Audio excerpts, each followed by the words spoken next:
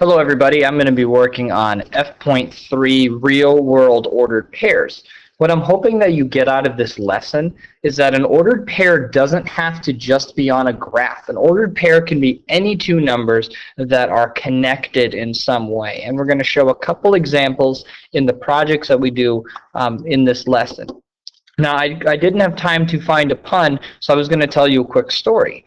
I read in the news the other day that a man was in an accident and the entire left side of his body was completely cut off.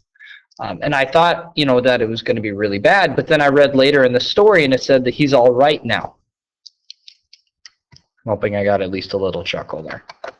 So the first thing that we're going to be doing is converting currency. So we have dollars to pesos. Pesos are Mexican pesos. It's the money that they use in Mexico. So if I go to Google and I want to find out the conversion, now we did this last year a little bit, I can say convert dollars to pesos or vice versa. I could also say convert pesos to dollars, and says right there. Now I like the one where the conversion has the least amount of decimals in it. So I prefer this one. 1 US dollar equals 13.48 peso. So I'm going to write that here on the top. $1 equals 13.48 pesos. And what this means pretty simply is that in our conversion, the dollar should be smaller than the peso number. Because if we look in our conversion, $1 is equal to 13.48 pesos. Therefore, the peso should be a bigger number than the dollar, but they're always equal to each other. And what we're going to do is we're going to answer these in ordered pairs, with dollars being the first number and pesos being the second number. Now you could do it in reverse, but as long as you label what your ordered pair is going to be, totally fine.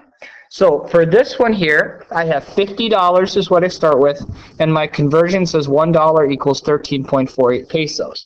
I have two options. I can either multiply or divide. So if I get out my calculator, and if you get it right on the first try, like I end up doing 13.48 here, and I get 674, that is obviously the right answer, but you might guess wrong, and you might divide. So I go 50 divided by 13.48, and I end up getting 3.71.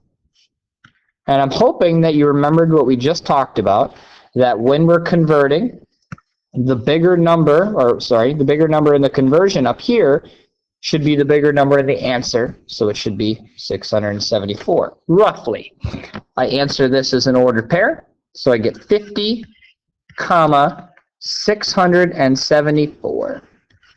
And then you could put a label on it if you wanted to, but since we had the label up there, it should be just fine as is. So if we go down here, now we have 75 pesos to dollars. The conversion stays the same in the top left. And then we have to decide, are we going to make a bigger number or smaller one? So once again, we can either multiply or divide. So I get 1,011 one way, or I get 5.56. And I'm hoping that we see, since we started with pesos and we want to get smaller, our answer should be that one.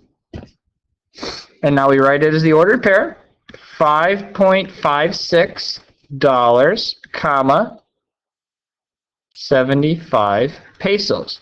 So each of these ordered pairs tells us what the conversion is. $50 is equal to 674 pesos.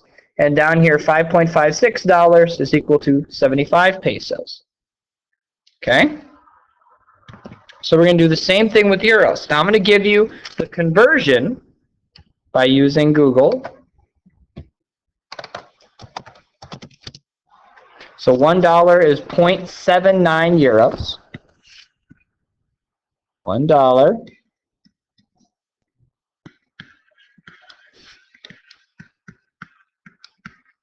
And I'm going to make my ordered pair dollars, comma, euros.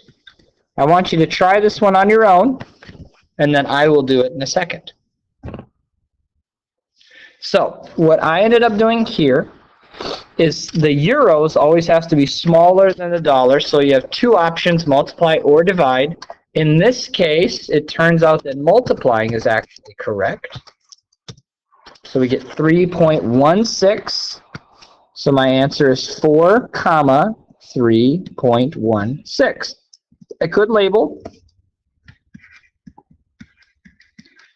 but we talked about earlier, since we labeled it in the top right, we don't necessarily have to. The one on the bottom now, we want the euros to be smaller than the dollar, so this one it turns out that we actually divide. And we get 12.66.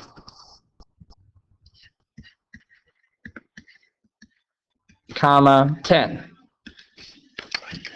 There you go. That's how you do money conversions. That's the first assignment. How are we doing on time? All right. So the next part is Fahrenheit and Celsius. I want you to find your own formulas online, but if you watch to this point in the video, bonus for you, I'm going to make a simpler version of these same formulas. These are formulas I found online, and I thought that they were a little confusing.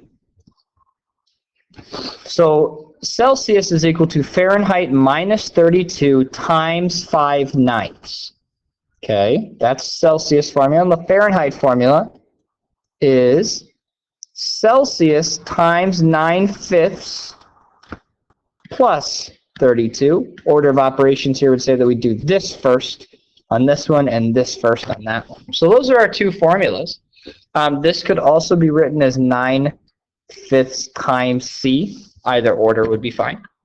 So I'm going to go through a couple quick examples. 10 degrees Celsius to Fahrenheit. Since we're looking for Fahrenheit, we're going to be using the bottom formula, which is Fahrenheit is equal to 9/5 Celsius. And then the second part is plus 32. Whoops.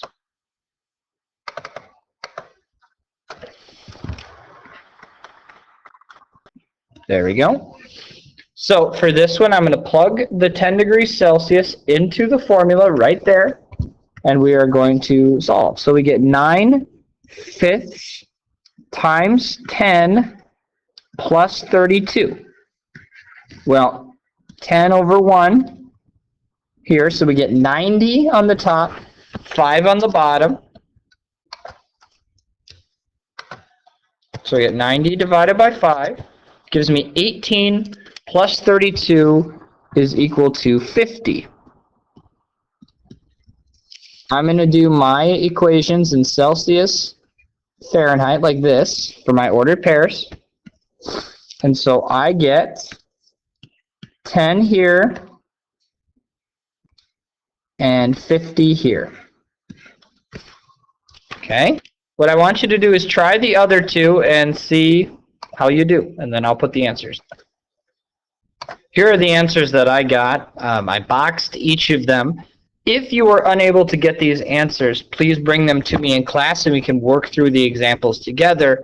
Remember that the formulas we had on the previous slide will help you, but I want you to answer in an ordered pair for each of those problems. If you have any questions, as always, please bring them to me.